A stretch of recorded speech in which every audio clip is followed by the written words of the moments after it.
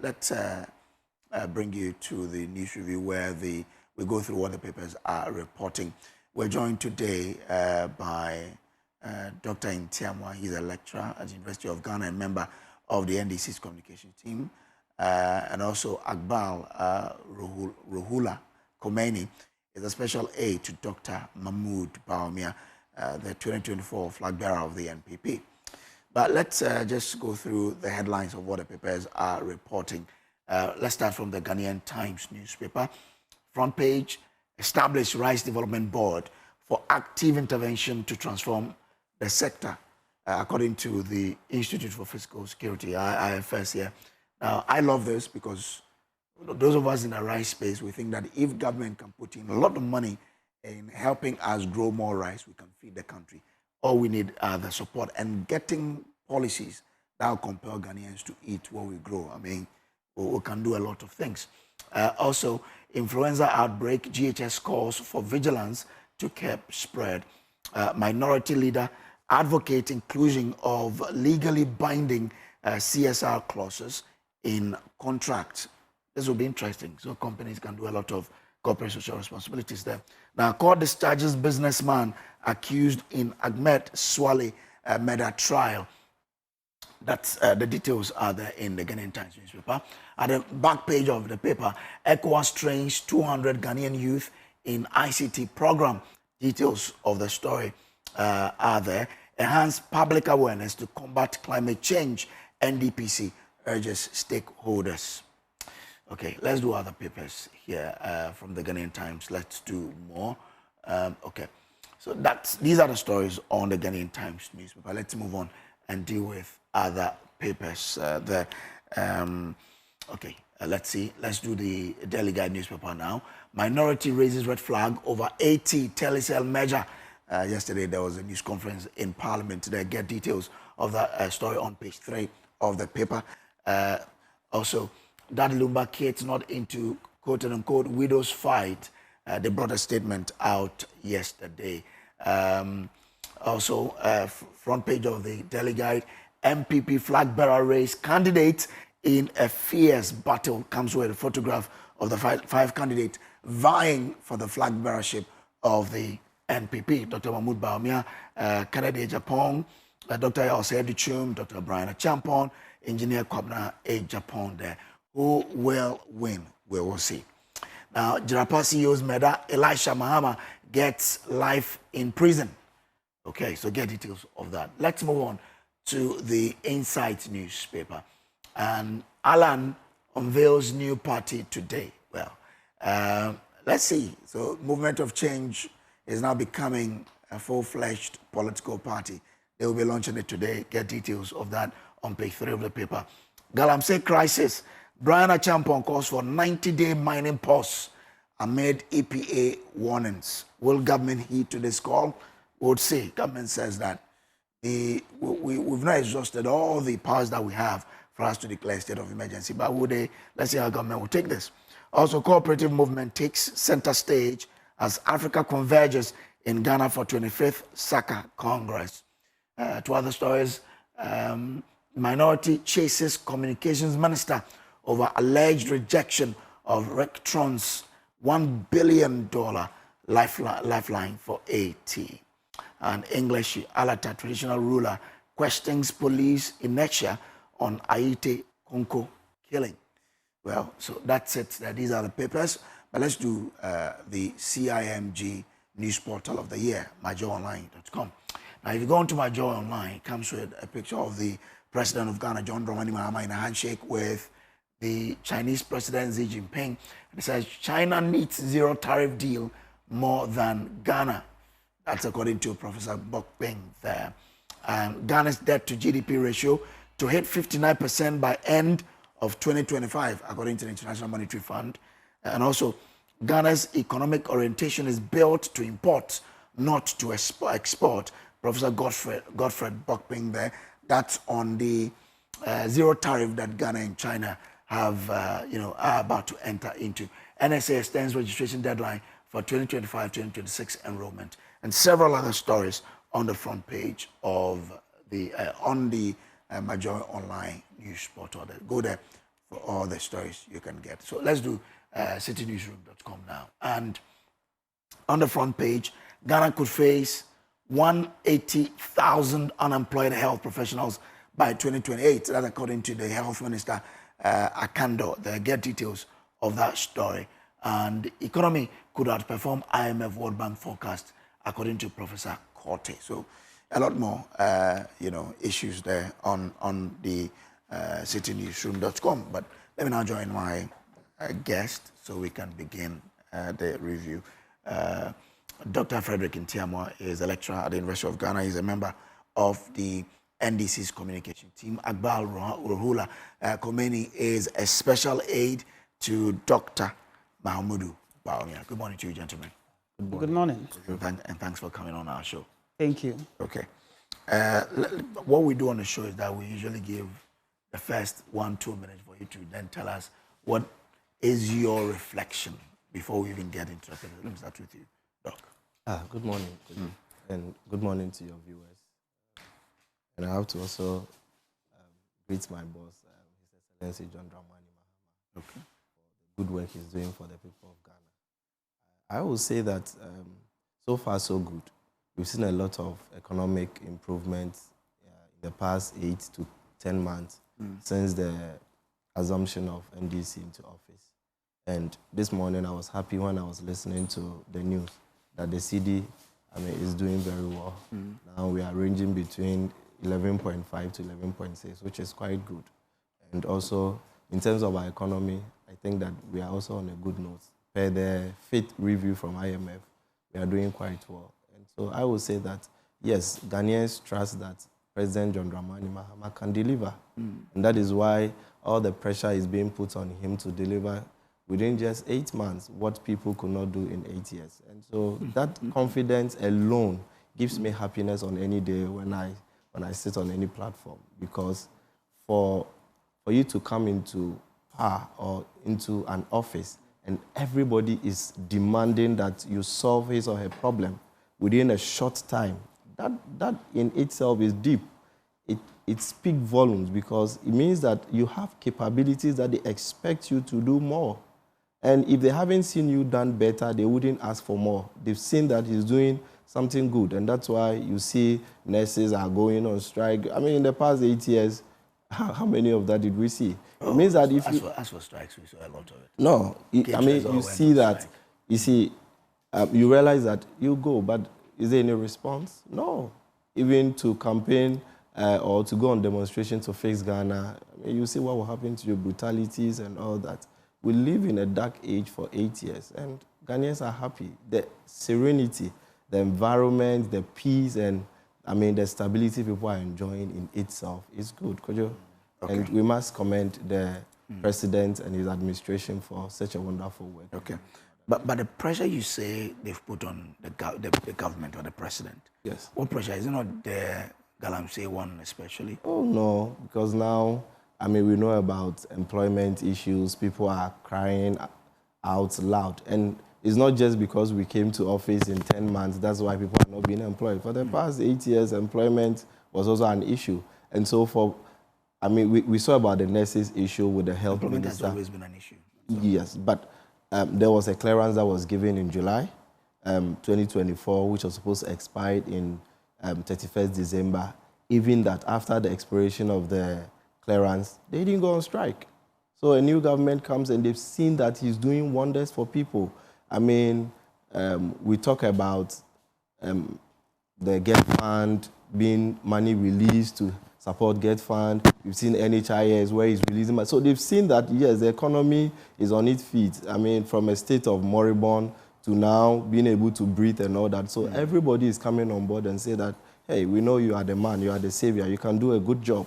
And so, remember us when you enter paradise, like the two people that were on the side of Jesus on the cross. And so that's what they've seen. They've seen the savior and everybody is crying for help.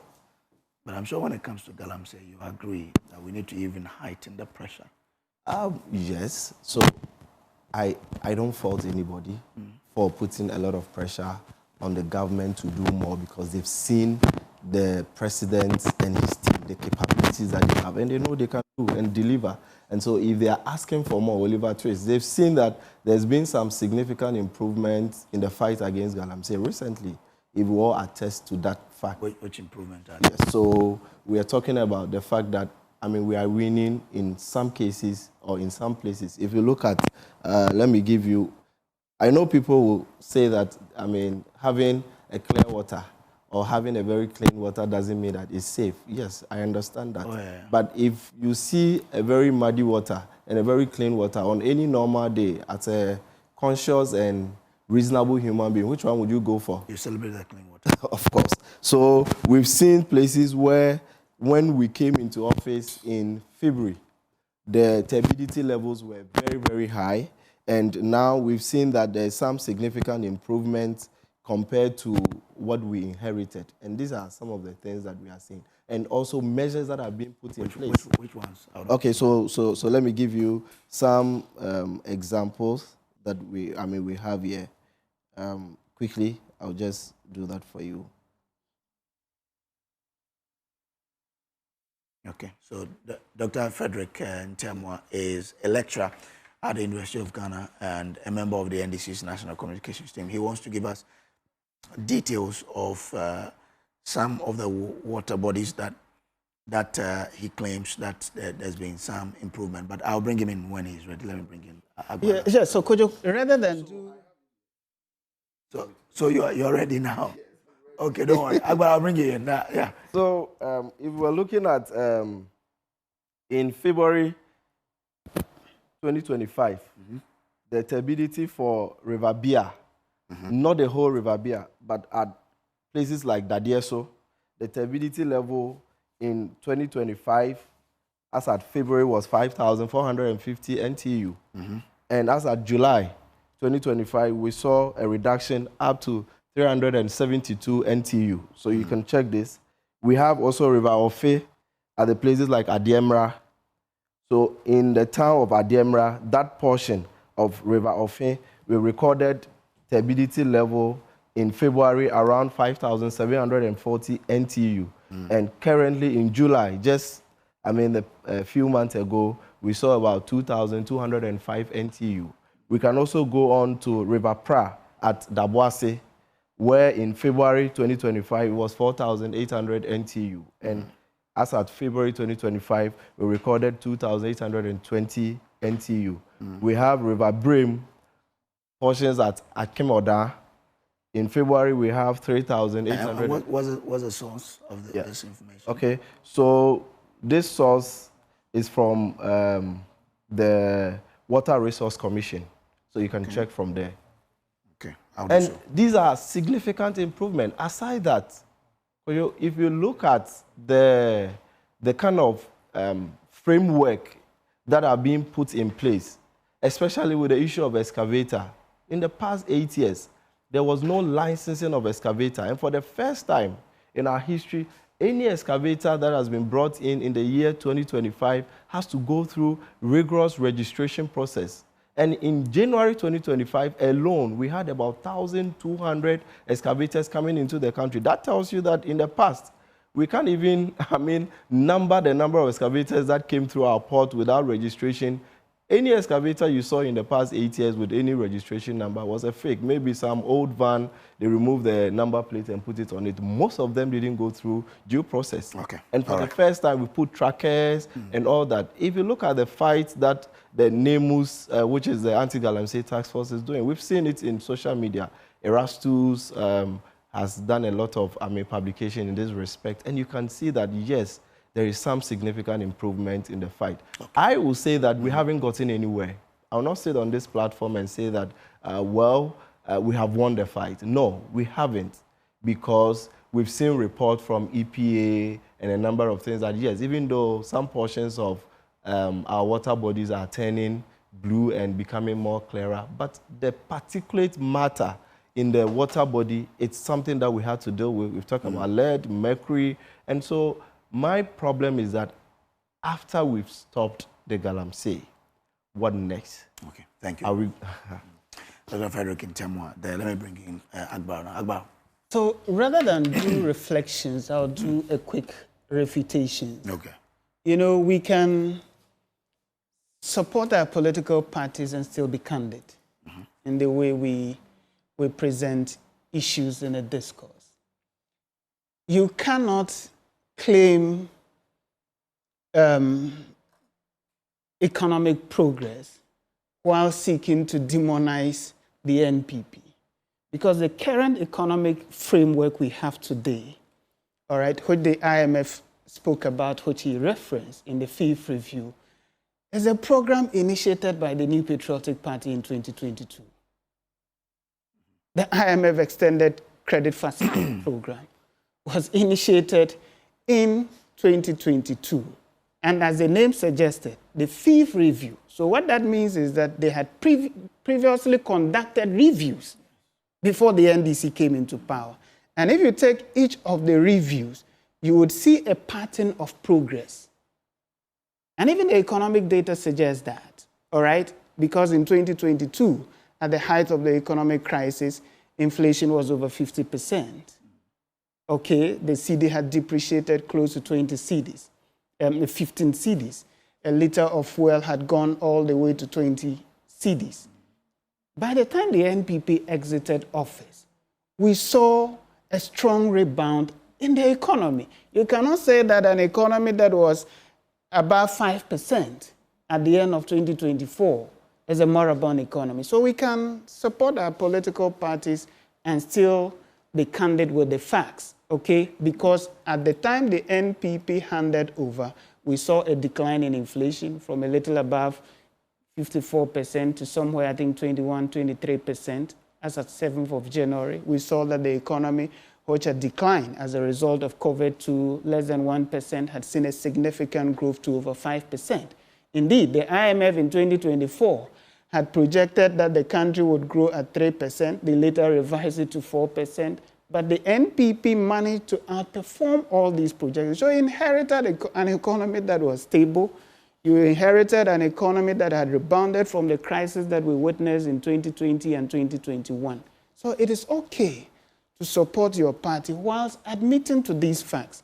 What we are witnessing today in terms of economic development has absolutely nothing to do with the...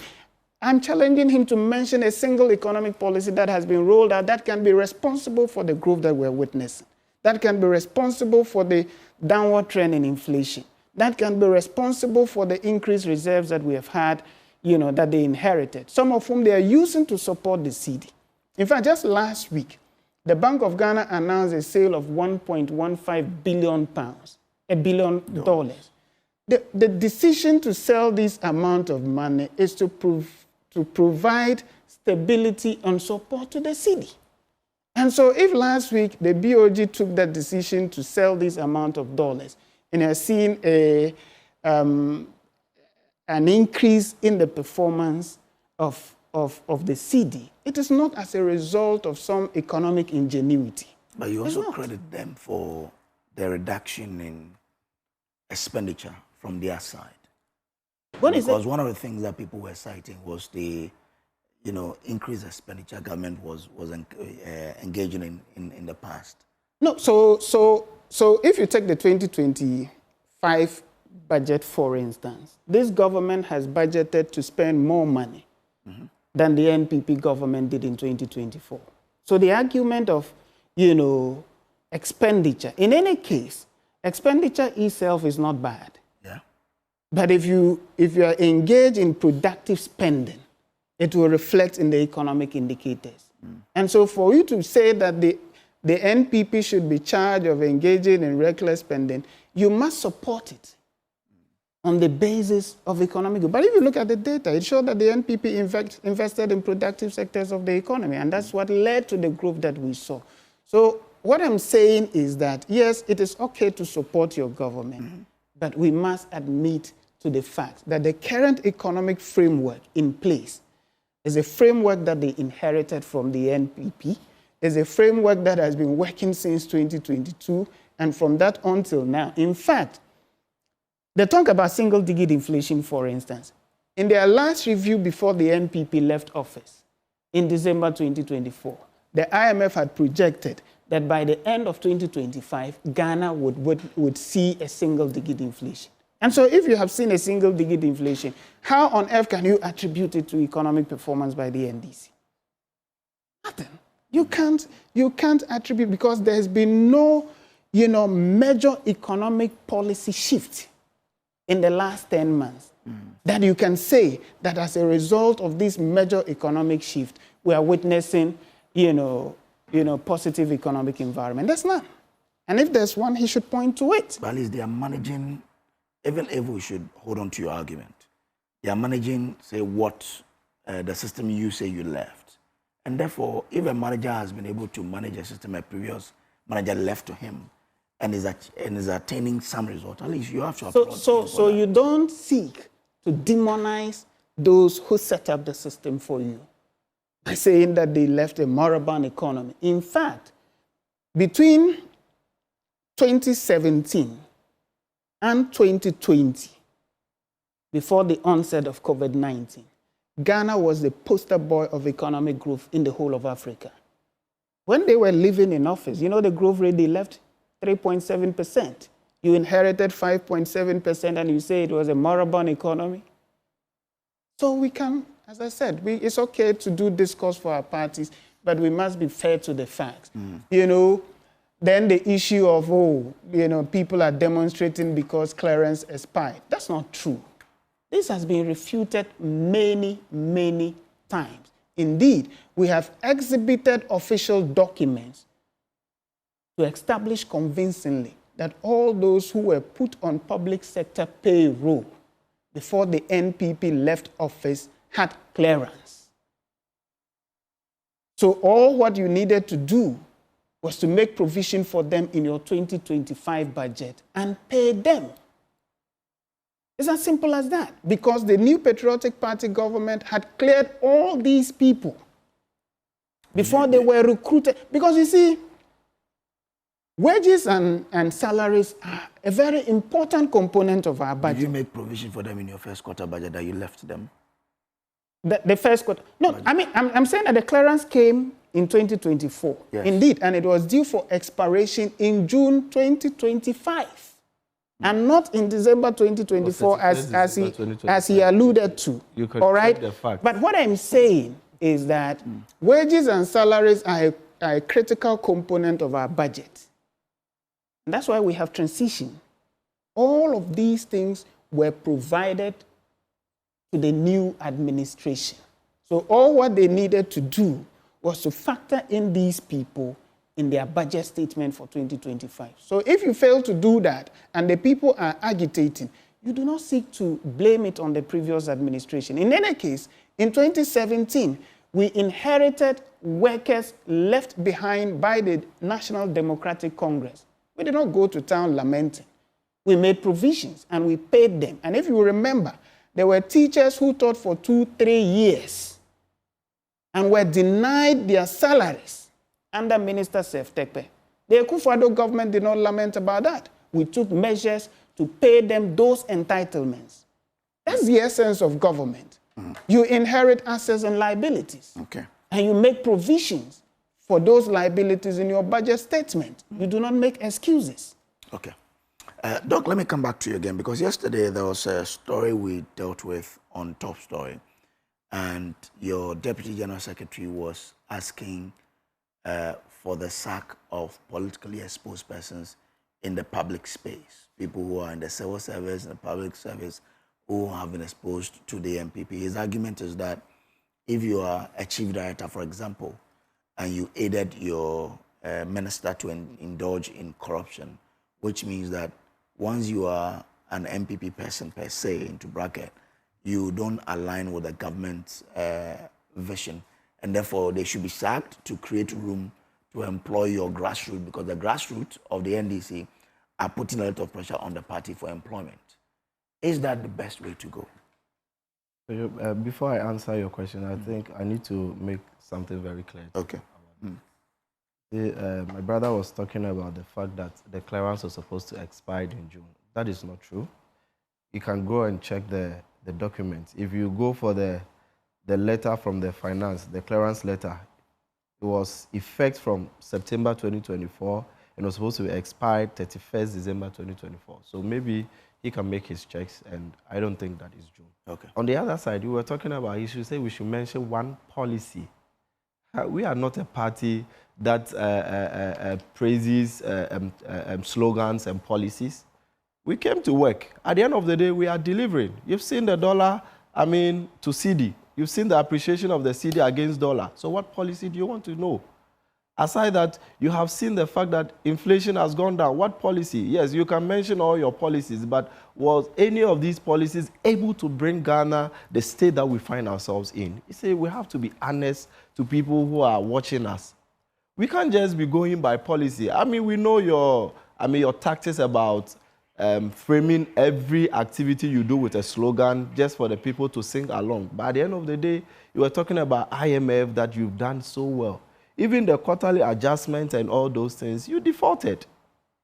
We know it.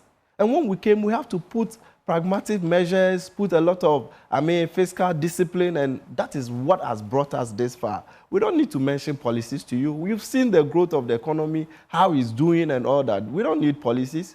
We need people who are working on the ground to make sure that things are working. But can those things happen in vacuum? There should be a guiding yes, policy. we've talked about the fact that we are talking about fiscal, consolidation, prudent, financial management. We're not, when they came, they were accusing us that we are not spending. And we came to tell them that that is why the economy is doing well. Now he's here telling us that we don't have policy, we don't have anything. You were saying we're not spending. And the finance minister came out to tell you what we have been using the money for, not the money to, brand slogans and for people to spend. We spend. I'm not sure he's asking for slogans. He's asking for policies. No, that's what I'm saying. Because all the policies that they had to, brand it with a slogan so that people will see that they are doing something magic. But in its sense, we didn't feel it in our pocket. That is why we voted you out, so badly that for the first time in your history, you have recorded, the worst defeat as a party. And so if you sit here and say that it was a good economy and that is why you handed over that economy, you didn't hand over the economy. Ghanaians saw that you were not managing the economy well, and so they had to kick you out for somebody who they seem to be the savior to come and save them. About the issue about our Deputy General Secretary, I have not read that side of the article. But I think that in the light of reasoning, if you are in charge of an organization, whether a chief director, whether the CEO, whoever. And in the public service, I know chief directors are the people that they have to rise through the ranks. And they are not supposed to be politically active. Yes. So those people will be difficult for you to tell whether they've been involved in politics or not. Yeah? So these people are people that, they've worked all the years to serve Mother Ghana. And as a result of their contributions and their hard work, they have to go through series of ranks to be promoted. What he's saying, because I did not listen to the actual thing, and you are telling me. So it is all about, his comment comes on the back of the fact that your grassroots are asking for employment. And he says, those NPP people in the public space must be kicked out for their people to come and replace them. And yesterday he explained that he will be happy that one director who is NPP will go off for the government to employ 15 NDC people and 5 NPP people. He will prefer it that way. But I'm only asking, is that the best way to manage the country? This is coming from a top member of your party. Yes, he's a top member, and I respect his opinion. He's entitled to personal opinion, even as member of the party.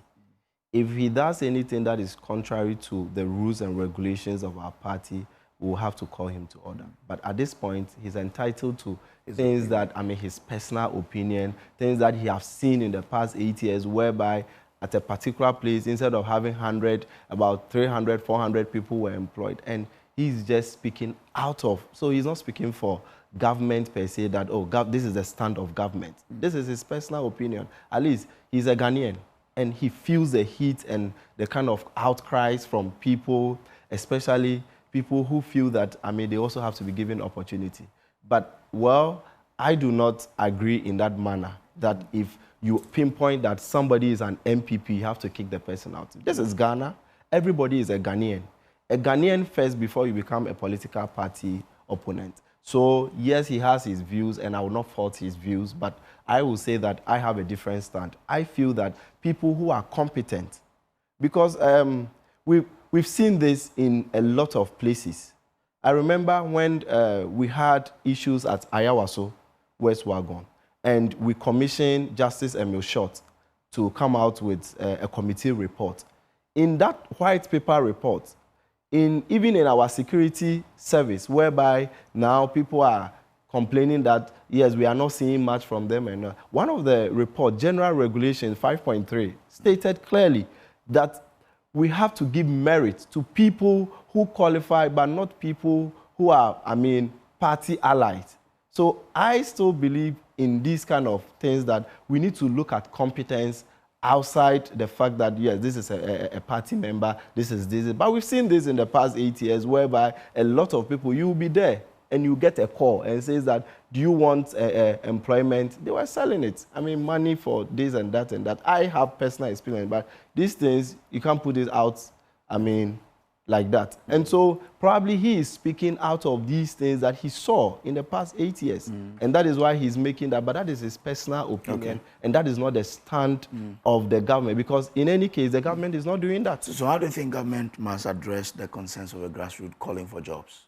Yes, so if you qualify, now the Ghana Armed Force enlistment. Yes, enlistment is ongoing.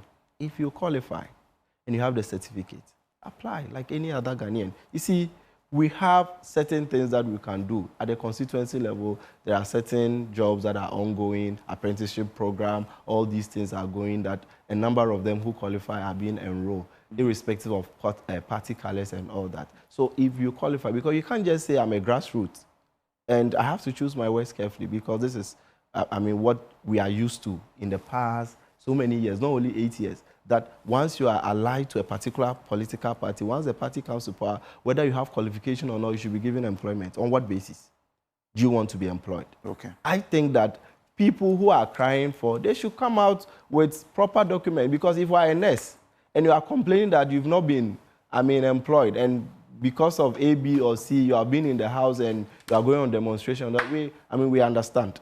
We recently saw nurses going on demonstration, even to the point that the Ministry of Health had to, one lady that she's deemed to have made statement that was not right, was sanctioned. And the minister had to come and say that, yes, people are allowed to express their sentiments. And so he doesn't condone with the fact that the lady was disrespectful, but he also feels that they should temper justice with mercy. Okay. And these are things that we want to encourage, not sit somewhere and say that I'm the grassroots, I don't have any educational background, I don't have any apprenticeship. Yeah, if you don't have skill, that is why the government, in its ingenuity and seeing the fact that for 24-hour economy to flourish, we need people with skills. These days, because you move around and tell me whether you see carpenters, you see, if you want a mason in your house to come and do a small job, you know how you suffer? We've left that side of the vocation, that side of manual, handcraft and all those things. Now, people are not going into it. They want quick money. They want to be put in positions they don't qualify. Oh, but look, when it comes to masons and artisans, there are a lot too. No, I thought maybe you haven't started. Oh, look. Plumbers. My brother there are things I cannot say, but you see, as for masons, artisans, plumbers, artisans, they are in abundance. Look, where I live, every day there's something happening. Then I'm telling you that for the past 2 weeks, I'm looking for a plumber and I'm not getting. So if a plumber, give me that service. No, it's just I'll let someone come and do it for you. Because yes, so once we leave here, I can tell you, if you have a way of letting people share their views, I can assure you the frustration people go through, because the youths have neglected that side of it. And that is why the government has brought the... Wouldn't you then say maybe it's because of the free education, people are going to school? Oh, that is part. Okay. But we also know that there are a lot of who are not going to school, that are indulging in galamsey, that are indulging in, drug, and all that, red and all these kind of things. So these guys, we feel that, well, they did not decide to go to school because, in any case, school is not forced. So you can decide that I won't go to school, but you need to have some skill so that you can be useful in the society and in the community. Okay. And that is what I will say, that on any day, we should not make statements like, oh, this one is an NDC, so I'll kick him. This one is an NPP, I'll kick him. Yeah, we've seen that in the past, but I don't think that two wrongs makes right. And so we should rather do the right things. And I will say that, well, that is his personal opinion. All right. He's entitled to that. Thank you. Kojo, the glaring irony cannot escape observation. On one breath, they're telling us that they have built a sound economy and they're doing things so well and people are so happy. All right?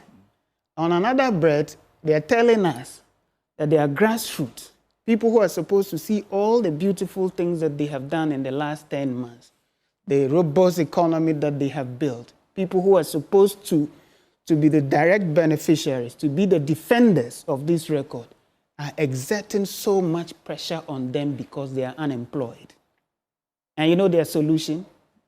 Not to expand the economy, not to drive growth in the private sector, all right? Not to train more people in vocational skills. Their solution is to target people they think NPP members in the public sector and to get rid of them in order to create space to accommodate their grassroots. You cannot, but we're talking about what their deputy general secretary, he says, oh, that's his personal opinion. He's not just a deputy general secretary of a ruling party. He's also a member of the government sitting at the presidency. And for him, his solution to the concerns of their grassroots is not to expand the economy. It's not to create 24-hour economy markets across the country, all right? It's not to stimulate the eating of wache and ensure that production goes up so people are hired, but it is to target people in the public sector who they are perceived to be NPP, get rid of them, because in their opinion, they worked under NPP ministers and under NPP chief executives, and that for whatever reason, the NPP people engage in wrongdoings. And, you know, my friend Mustafa is always at loggerheads with logic because, you see, in our criminal jurisprudence, every individual is singularly liable. Okay? So if a minister engages in corruption, how do you sanction a chief director? Because the minister, you have not charged the chief director of any corrupt act. The chief director is not under trial. You've not accused him of any wrongdoing. You are just saying that because you have charged his minister and because he was chief director, therefore, he assisted the minister in the commission of an alleged crime, and therefore he should be dismissed. What kind of argument is that? But you see, they have set themselves up for failure with the grand promises that they made in 2024, not just to the Ghanaian people, but even to their own base. Because when you say to the people that an NDC government would deliver one job for 3 people for 3 shifts, you have created an impression that under your watch, you are going to triple the public sector employment. Okay? So if somebody is an accountant at, say, Ministry of Energy, you are going to employ 2 more accountants for that same job so that they perform the role on 3-shift basis. You cannot heighten the expectations of your supporters with such a grand promise and say that they should not exert pressure on you. When you were saying that you would triple the jobs and allow the economy to run on 3 basis shifts, you didn't know that you were telling your supporters that under your government, all of them who are willing and ready to work would be given a job to do? That was the implication of those promises. And so the people are justified in demanding that you give them the jobs, that you ensure that the economy runs 24/7. Look, we cautioned them and we told them that, look, you cannot sloganize 24-hour economy. You cannot legislate it. You cannot issue an executive fiat which would immediately trigger the operationalization of a 24-hour economy. And we said to them that, look, economics is demand and supply. Just yesterday, I heard Gihok, all right, saying that they have suspended the implementation of the 24-hour economy because of low demand for their products.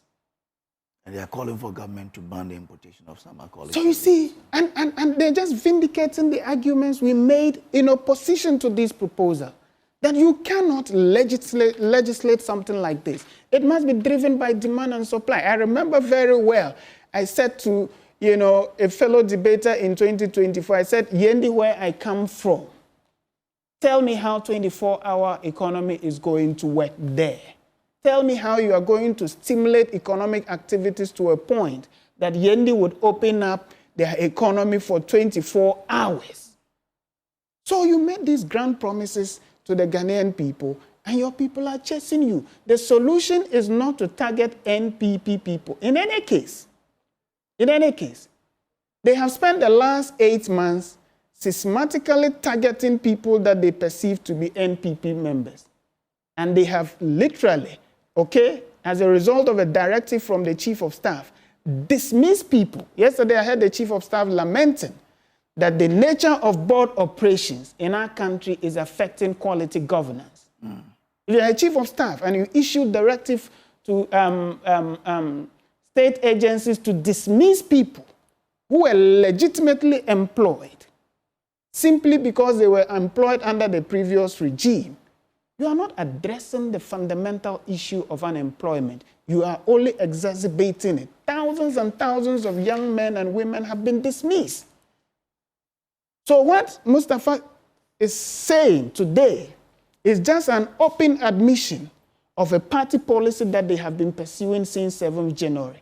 But I said to him that that will not fundamentally address the concerns of the grassroots of their party. The only way that they can address that problem is to roll out the 24-hour economy nationally. Make sure that economic activities operate 24/7.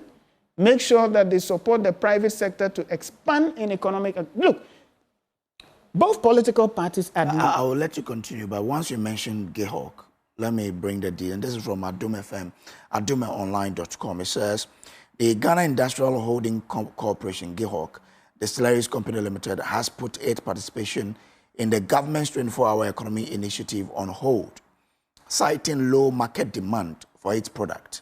According to the Chief Executive Officer, Jones Bote Apple, the decision follows years of weak patronage and limited brand visibility among younger consumers. He was speaking during an engagement with members of the Parliamentary Select Committee on Employment, Labour Relations and Pensions. Mr. Apple explained that although GEHOC has the capacity and workforce to operate around the clock, the company's products have not enjoyed the level of popularity needed to sustain continuous production. Quote, for years, GEHOC has not invested much in advertising, so our brands like Herb Afrique and Castlebridge are mainly familiar to people above 40, he said. You know, I jokingly said yesterday that if you can stimulate the eating of wache, you should be able to stimulate drinking. Eating and drinking are bedfellows. But that's drinking water. No, I mean, you can drink water, you can drink alcohol, you can drink Fanta, but you've got to stimulate it. You can't stimulate the eating of wache and say that when it comes to stimulating drinking, you are incapable of doing that. But the point I'm making is that the problem that they're going through is self-inflicted. All right. They heighten the expectations of not just their supporters, but the Ghanaian people, that they will operate the economy on a 24-hour basis, which would allow 3 people to perform one job. And they've launched a policy explaining what they intend to do, right? Well, let us be real. Let us be real. You cannot, and I said it in my earlier submission, that you cannot roll out 24-hour economy on the basis of an executive fiat. It is driven by demand and supply. Economics is human. All right? It relates to human behavior.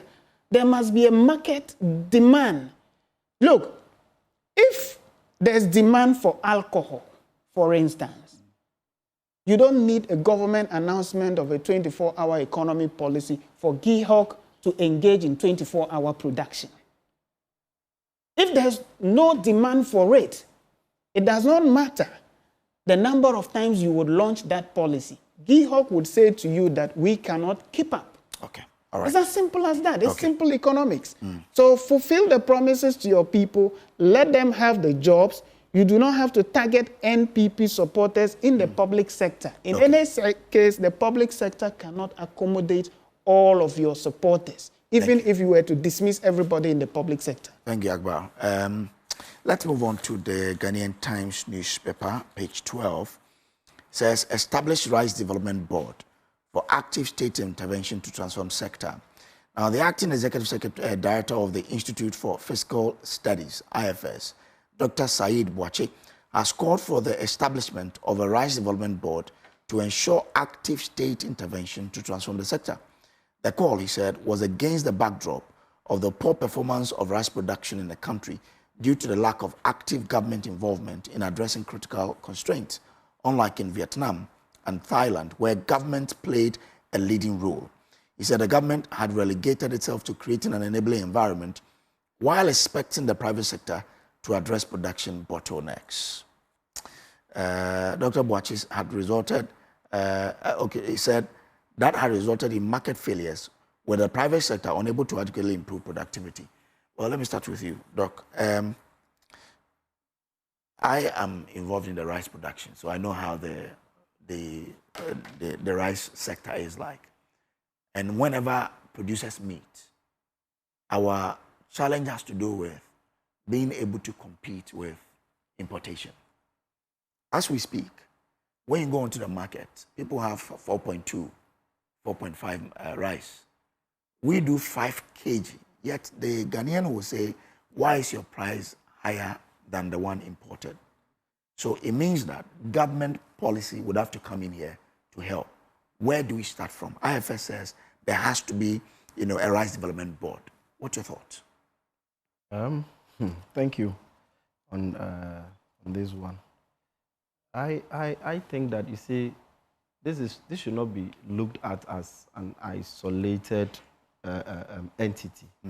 We are looking at the whole country as one entity. So rice production is there. There are people who are also going into poultry production. Poultry farmers are also complaining. And I always use the example that it's because of the cost of production being high. That is why we cannot be competitive. Yes. So maybe what we need to look at as a nation is not just the board, because if the board is in place and still, whatever has to be done in terms of structural reforms and all that to make sure that, incentives are given to help rice farmers. If they need certain things, it comes to them at a certain cost that is very lower. Then, because my problem I've had over the years is the fact that how come something that we import and we pay duty, we pay all the levies on them, it's so much cheaper than what we produce here. So what makes the production here, expensive, or what makes the production here very high? These are some of the things that they should let us know. How come that their cost of production is high? Until they are able to tell us their problem, because they are the people who find themselves in the industry. So can I tell you something? Okay, sure. So high cost of credit is there. Yes. We borrow to be able to produce. Taxes. We pay taxes. And therefore, the producer would have to definitely pass on the tax to the consumer for you to pay. Else we're not in business. Now, anytime we import machinery to help us, we set up a very huge processing facility. If we tell you how much you have to pay on importation alone, it's huge. So high cost of credit is there. I mentioned taxes is also there. High cost of taxes on materials, machinery we import, and labor is also there. So every aspect of our production is costly because of the environment itself. So if government can come in there, help farmers to get access to very cheap finance, taxes reduced for the producer, but we are producing to feed the economy.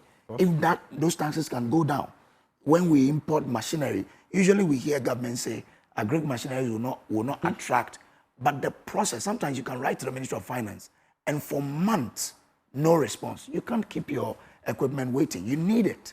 So you have to go in there and bring it out. You pay. All of these issues would have to be tackled. Okay, so thanks for the clarity on some of the challenges that you have mentioned.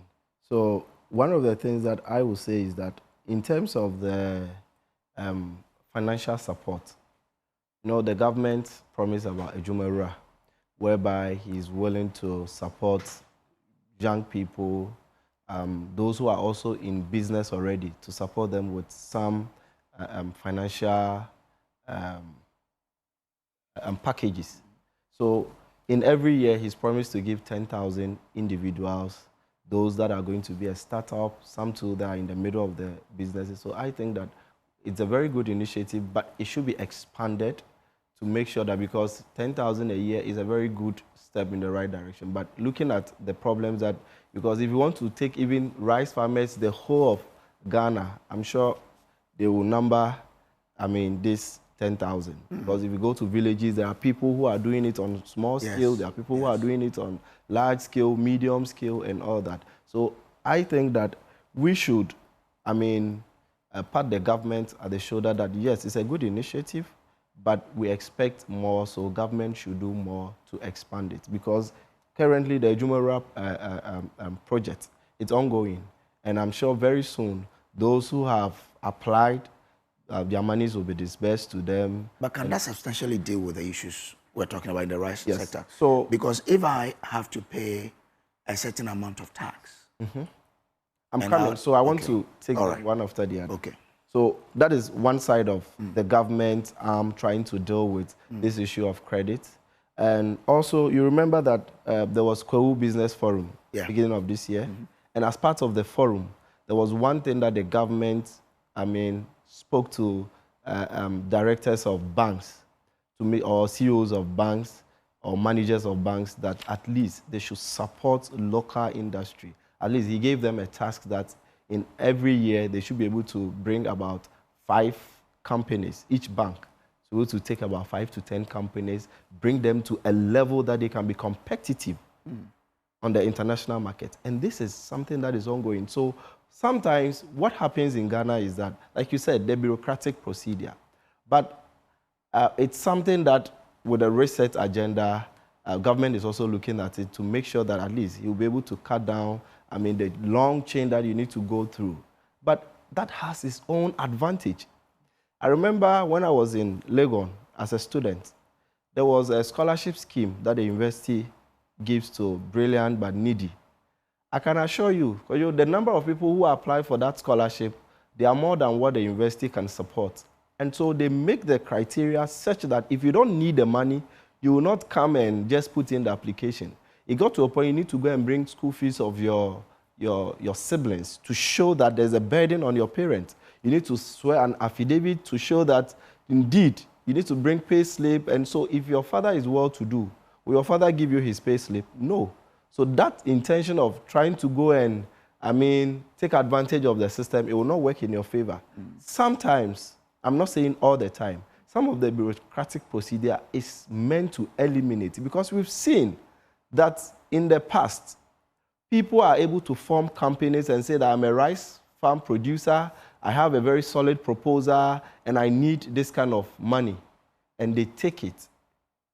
We've seen this from allegations that have been leveled against Chamaun to me quite recently about taking loan from Exim Bank for maize farm. So with this this is an allegation yet to be, proven, and if, charges have to be pressed against it. But I'm just using that as an example that with this kind of things in mind, government becomes more vigilant to make sure that it will make procedures very strict for only those who really need it. Because if you need it at all costs, then you might have to follow the rigorous nature of the procedure. Sometimes it's so annoying, like you're saying. All right. It's so annoying and all that. But also talk about the tax incentives. I know that the wrap up for me. Yes, I know that. With the new administration, there are measures that are being put in place for farmers, because government is working so hard that we will not become import dependent in terms of most of our agricultural commodities. That is why he's initiated the Nkokon Kitenkete project, whereby Feed Ghana fits into that aspect. about 10,000 homes will be given day old to rest so that they'll be able to produce. I'm sure these are all things that are in the pipeline. And with just a matter of time, it will be expanded to affect people. But the board they are talking about is necessary because you also need an administrative framework to oversee to some of these things, because a number of these things have to go through processes. You need to know what is good at what time, and if you have a body that is leading to help speak to government, it makes it better than an individual going to government for this kind of help. Thank you. Yeah, I think my friend misdirected the conversation. You said that the IFS is proposing the establishment of a rice development bank. Board. And in the misdirection, not he bank, he said board. Board. And in his misdirection, he says we should pat government in the back. This is a proposal to government. Government has not done it. There's absolutely nothing to pat government in the back for. But I would comment on it briefly because I disagree with it. You know, because this country, we have the penchant of resolving every problem with more bureaucracy. So this is just an additional bureaucratic layer to resolve a problem that we have been talking about since 1957.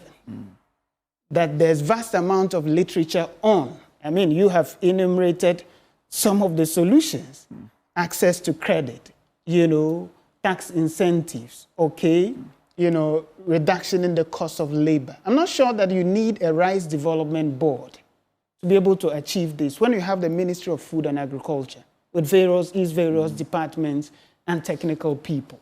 What we need is political will to confront this problem head on. Apart from the political will, we also need a deliberate shift in our consumption pattern as citizens of this country. Very important. You don't require a rice development board to say that it is important to patronize made in Ghana. But they will lead indeed, the drafting of policies. Let me tell you why a board will not work.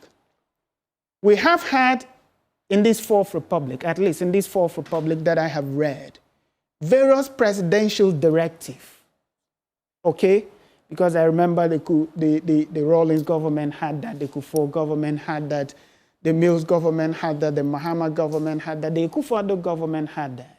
That presidential directive that even government procurement of rice should be done locally to boost local production and competitiveness.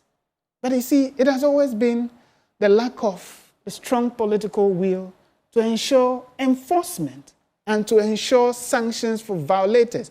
And that explains why, in the 2024 presidential election, Dr. Bawumia proposed the legislation.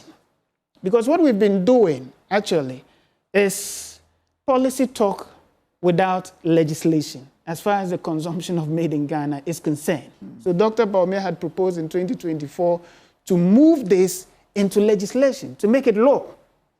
That require government and some state actors to commit to buying made in Ghana products, which includes our local rice production.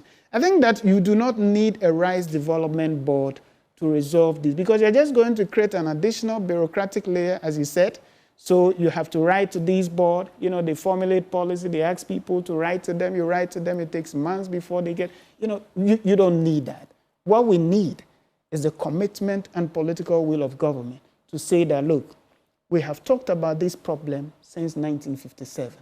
It is time to confront the bull by taking on the horns and ensuring that we produce what we consume what we produce in this country.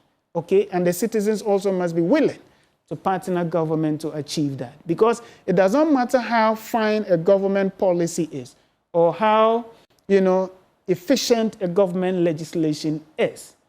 If the citizens are unwilling to patronize what we produce, it is just going to be another beautiful piece of legislation which would have failed. So we also need to change our attitude, and I believe that we'll be able to solve this problem without necessarily introducing another bureaucracy. Because when you go to Nigeria, for example, whatever the rice is, you eat it, right? Absolutely, because there was a political will to ban the importation of foreign rice. And when you do that, automatically, you generate a certain level of, in code, billionaires for your country. Exactly. Because those of us in the space, if you are going to buy our rice alone, and that's the rice you're eating, imagine the jobs we can create. But when we import rice from other countries, we are creating jobs for other people and neglecting our and actually putting pressure on our currency. Yes. Because you would require forex to be able to do this. So deliberate government policies to say, we're going to limit importation to this extent by this year. And after this year, it's zero importation. We're going to eat what we produce. And our rice is also nice. Yeah, and people would definitely acquire the taste. Well, to add to what you were saying, I think that, you see, since the NDC came to power this year, we decided that for free SHS, most of the produce or most of the food is going to be made in Ghana. It has always been. Actually, for free SHS, buffer stock procures locally. So it's not a decision of the NDC government. It's been in place. Please. Because if you are saying that has always been the case, then in the past 8 years, I did not know about it. This is the first time hearing. Actually, that's what gave life to buffer this is what my government is doing. And I think that it's a very good thing. The board, he's saying that we don't need it because Dr. Mahmoud Bawumia proposed something and we should go by that. No, I didn't say that. I do not. I didn't say it's that. Another layer of bureaucracy you're going to I don't see it to be bureaucratic in that way. Because we've had Gold Board this year, and we've seen how Gold Board is performing. If anybody has anything to go by, that is a standard. Where but will this rice board be buying our rice? Exactly. No. But we bag it to sell for the public. No, I'm coming. So if there's a board, like the way Gold Board is, because this is just a proposal, the details of what should go into it hasn't come out. Yeah. So I am telling you that for just on the mere fact that you've heard a proposal and you dismiss it, it means that we've not done due diligence, because we need to know what goes into the proposal, what they seek to achieve. If it's something that is going to help the industry to grow, then we can't scrap it and say that, well, it's another level or layer of bureaucracy and all that, so we don't want it. I think that the way Gold Board is performing, if anybody suggests that there should be a board to see to development of a particular sector, I will go for it on any day.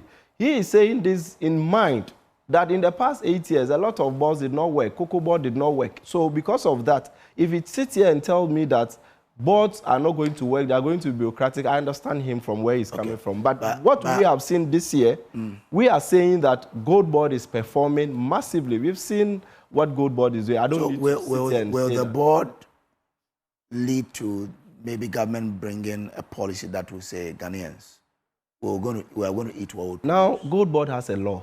It's a Gold Board law. And Yes. the Gold Board law says that you cannot sell your gold to any outsider unless you sell to Gold Board. This is helping, one, to cut down smuggling. No, but our rice, we don't want you to say we can only sell to a board. No, We you want see, you if you to- want a regulatory framework, because fine, it helps, one, to be able to stabilize prices. I mean, let's go into books itself proper. If you are looking at a board overseeing the activity of a sector, one, the board will propose certain measures that are supposed to bring sanity across board. If you say that there should just be a board and the board... The Ministry of Food and Agriculture there cannot should do just that. be a board, and the board's aim only is to provide credit facility, is to make sure that you cut down import, is to make sure that you do this. I can assure you, we live in a market whereby everybody decides what he wants to sell his product for. And so, in that way, government will provide all the incentive. If the people who are receiving the incentives say, I'll sell it at 10 cedis, who are you to challenge the person? But if there's a board to see to price stabilization and a number of these things, it's going to help. But you see, in the space, you want to sell your rice. You know, the rice prices are not stable in terms of the local rice. Yes. Each and every But I'm saying individual. that when you have support from government to enable you to sell your rice at an affordable price, you do that. Because the more you sell, the more you make. Absolutely. So you cannot, I'm going to use an example for our rice. Look, we gave one wholesaler, I think she took 200 bags in around November. By April, we were going around to see what the stocks were. She still had stock. You know why? price. Because then another person took 1,000 bags from us around April. By May, that same store supermarket had come for 1,005. Then we checked. That supermarket was putting just 5 cedis On it. But this one had put was around 30 cedis. You need a board. No, it's not the board matter. So if, say, we producers get affordable credit, our taxes very, very low, so we can increase production, employ more people. Yeah. The cost of your rice will come down because you want to make it affordable so that people will say, if I compare your rice to the foreign rice, the difference is 2 cedis. So I'll buy yours because ours is fresh too. I understand you. So it would really affect the prices. From what you are saying, it is the perfect system. But look at the scenario you gave. 2 shops. One shop is selling at a very outrageous price. But it will still come down. Because if you are taking mine at a certain price, and because it has come down, you'd also bring that even though you've calculated your profit margin on it. Let me give you. So actually, it will come down. Let me give you an example. See, I do 1 or 2 things. I'm also a business kind of. I do shampoo. I'm a vet by profession, so let me say that. And I do shampoo for dogs. I produce it locally here. I give the shampoo to people at a certain price. You go to a certain shop. Sometimes you supply them product, and 3 months, 4 months, 5 months, 6 months, they haven't paid you. You go and the product are still sitting on the shelf. Yeah. And I tell you, you go, somebody is selling it 3 times the price you give as a wholesale price. And so if there is no check and balance in respect to this, government can subsidize and make sure that your production is low. You as the producer, you can give it to the retailer or the wholesaler at any good price so that Ghanaians can benefit. But I can assure you, if I'm at Fanchiriko and the supplier or the seller there decides that instead of selling it at a margin of 5 cedis, he decides to put 50 cedis. And you know that, one, there is no foreign, competition because maybe there's ban on importation of foreign, and that is the only product that I'll be forced to buy. And that is what we don't want it to happen.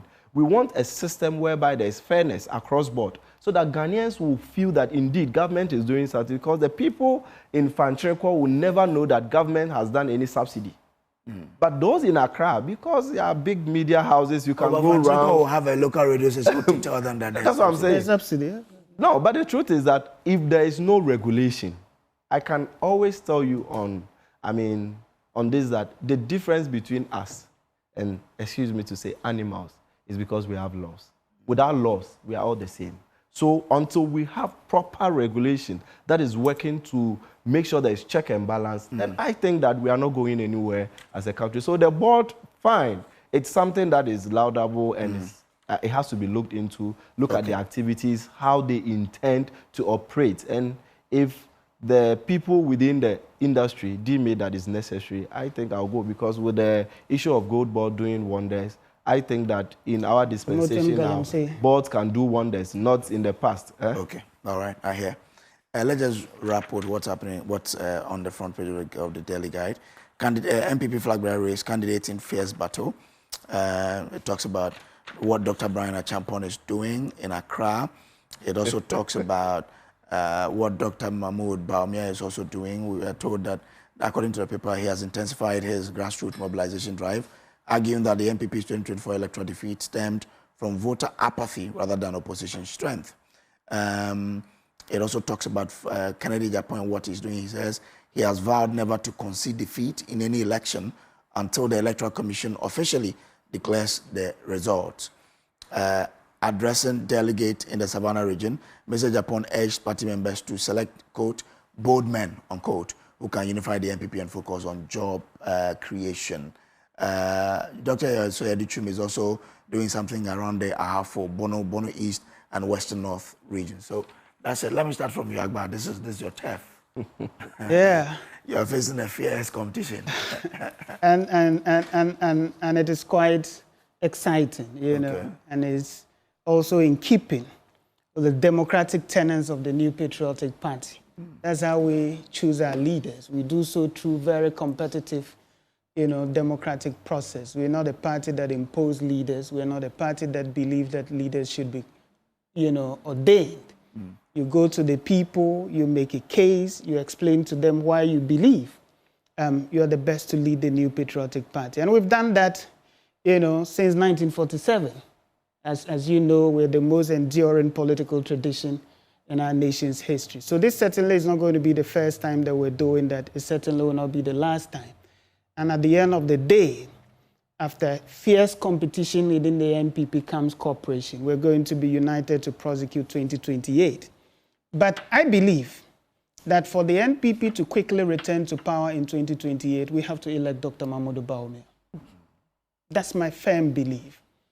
I say so because I believe that he's the most qualified among those seeking to lead the NPP. Second, most qualified in terms of? Well, in terms of public sector experience, okay, because he's the only candidate who has been vice president, okay? But some are also members of parliament. Yes, but I'm saying that at the highest level of our politics, he has the experience required to be president than any of the aspirants. That's number one. Number two, I believe he's the most qualified because his ideas are forward-looking. Okay, his ideas are capable of transforming our country. Thirdly, I believe he's the most qualified because he's the most marketed among all the five seeking to be president. That the NPP would not have to expend so much resources in 2028 to market him to the Ghanaian people. With the greatest of respect to all of the aspirants, there are some of them who, when you go to communities to mention their names, they've never heard the name. Okay, so we cannot afford to present such candidates in 2028 where you would have to use all the election period to be able to tell them who your candidate is. So I believe that with Dr. Bawumia as presidential candidate, he would be able to lead the NPP campaign easily. Apart from everything, I say it repeatedly, that the NPP would have a flag bearer and would hope that that flag bearer would become president. So therefore, beyond seeking to be NPP flag bearer, that person must have what I have often called the Ghana factor. Okay. Is that person capable of leading a government to deliver on the promises that the NPP would be making to the Ghanaian people? Is that person capable of generating new ideas that are capable of addressing the fundamental problems of our country? Or the Problems that, well, I've said to you, okay, that at least in the last 8 years, you've seen Dr. Bawumia as vice president. And I'm sure if I were to challenge you to mention the number of ideas that he implemented, you will readily recall them at your fingertips. Ideas that never existed in our public policy. Okay, so it is that kind of a leader that you need. Because you see, I do not want to focus on discussing other aspirants. Because at the end of the day, we would be required to remain united as a political party. So in my commentary, I try as much as possible to focus on our candidate. But I'm saying to you that you can identify Dr. Bawumia with certain novel ideas that never existed in our public policy space. So it tells you that given the opportunity to be president, okay, he will be able to do well for our nation. And that is the overall objective of our politics. That at the end of the day, you're able to have a government that will focus on solving some of the problems associated with our public service since 1957. Dr. Bawumia is that kind of a visionary. And I believe that the NPP would be proud to have him as president, knowing that he will leave a legacy that would make the NPP even much more attractive. Apart from these qualities that I have outlined, I believe that he has the right temperament, character, integrity, and, discipline needed to be president. Because at the end of the day, you are going to be a president for a country that is diverse in nature, a multi-religious country, a multi-ethnic country, a multi-party democratic republic. Therefore, you require a president who has the right temperament to be able to navigate these complexities of our society without offending any particular group or without seeking to alienate a section of our country. And, since the entrance of Dr. Bawumia into our politics in 2008, you can tell that his conduct has always been one that unites, not one that divides. You can tell clearly that his utterances are those that are peaceful, that he is generally open, to a very civil and decent conversation. And I believe that that is the kind of leader the NPP needs, especially coming from a very rich political heritage. All the giants in our politics have walked through this tradition. So we cannot afford to go back on this rich heritage when we have somebody like Dr. Bawumia seeking to be president. And I believe that he would lead the NPP to quickly return to power in 2028, especially considering the fact that this government is failing on major promises that it made to the Ghanaian people. Okay, all right, thank you very much. Doc, would you want to have a bite on this? Yes. Of course.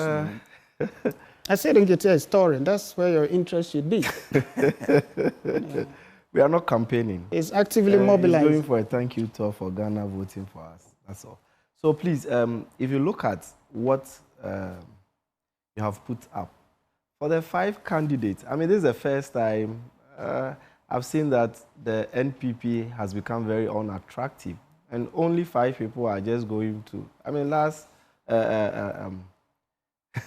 the last primaries that they had, aside Dr.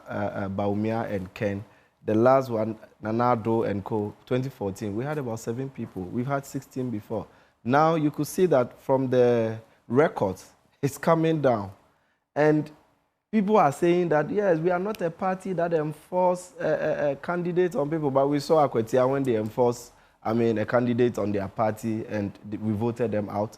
We've seen that in 2024 election, they enforced Dr. Bawumia on the NPP, and that is why they lost. But they went to vote massively. How is that first? They went to vote. They went to no, they didn't want. You see, 9 now people contested him. What I want to say, fine, that is their internal battle, and they have to find a way to resolve it.